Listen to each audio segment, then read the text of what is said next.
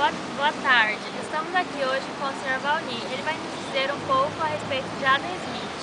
Sr. Valnir, o que o senhor pode nos dizer sobre Adam Smith? Primeiro, queria parabenizá-los pela iniciativa da sua professora e de vocês.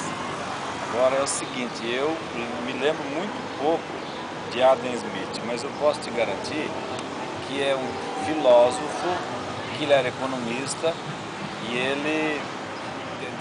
ele, assim como Isaac Newton, Galileu Galilei, eles eram da teoria das ciências exatas. A partir deles é que praticamente revolucionou as ciências. Quando os filósofos gregos, eles discutiam a ciência da natureza, e para eles o mundo havia sido criado e desenvolvido, e eles atribuíam a natureza, que provinha da coisa natural, eles já defendiam a ideia das ciências exatas, eles se apegavam à matemática.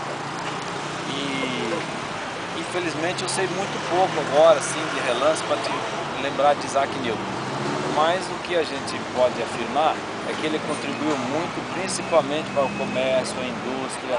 A partir dele, da geração de Newton e Smith, é que se proliferou ainda mais, quer dizer, o comércio, a indústria passou a surgir em grande escala e, na verdade, foi um divisor de águas entre o feudalismo e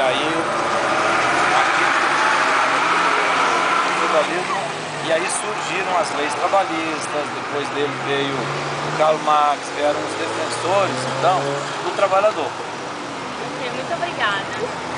Obrigada.